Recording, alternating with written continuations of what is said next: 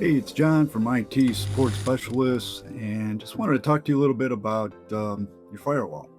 And most organizations don't realize this, but their network can have up to 65,535 ports, or in practical terms, thousands of potential entry points into your environment. Open doors, if you will, at least in theory. This is because that's how data gets organized and delivered through the internet. One for mail, one for files, so on and so forth. And that gets multiplied when you have a number of users, a number of apps, another number of devices, and it just keeps going on and on and on until you get to 65,535 ports. And it looks like a super highway when that thing's running, and it's running all the time. Busy lanes, if you will, and the traffic needs to be in control somehow when it's delivered. So there's lanes or ports, if you will. And it's kind of like a super highway. So kind of like going down 480 or 90 at rush hour in the morning. Isn't that fun? And so that means every port represents a decision, either intentional or not. It's either open or it's closed.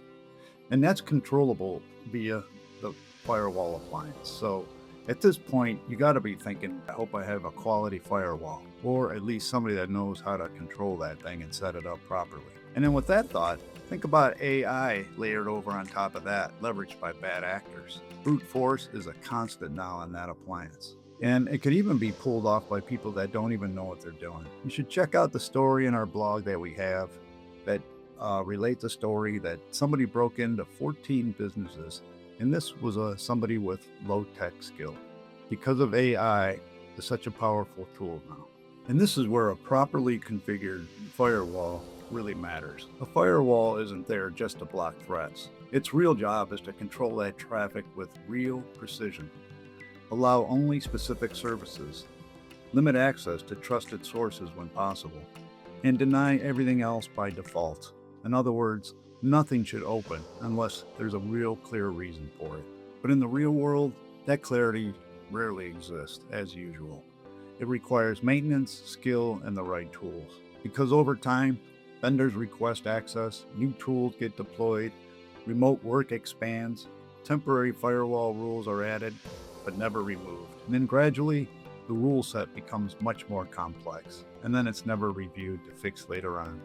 And then obviously, that risk you can't even see by somebody like you, a business owner, or somebody that's even in charge of technology. From the outside, everything looks perfectly fine, but internally, you now have overlapping rules, unused open ports. Who left that door open? And then an access path that no one has reviewed in months, or even years. And as I mentioned before, as you layer AI over on top of that, the bad actors now have a handy little tool just like you to be more productive. They can now scan all 65,535 ports in seconds, quickly identifying which ones respond, which ones are exposed, which ones are open, and so forth. And they can do it over and over and over until one little open port is found. That's brute force. And they don't need everything to be wrong. They just need one forgotten little port. One misfigured rule, one system that was never cleaned up. And from a business perspective, that's where a little gap becomes a big problem. That's where unexpected downtime comes from. That's where disruption to your team comes from. It's where questions about your security from clients come from. Strong security isn't about locking everything down. It's about maintaining intentional control over time, knowing what ports are open, understand why they're open, and regularly validating those decisions all the time so they make sense. For most organizations, the first step is simple.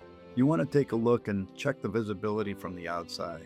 Can we see any of those doors open? Maybe there's a garage door open, you don't even know. That can be done with an external threat exposure review.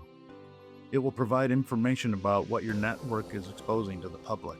A hacker's point of view, if you will. So this isn't about assuming something's wrong. It's about removing that uncertainty.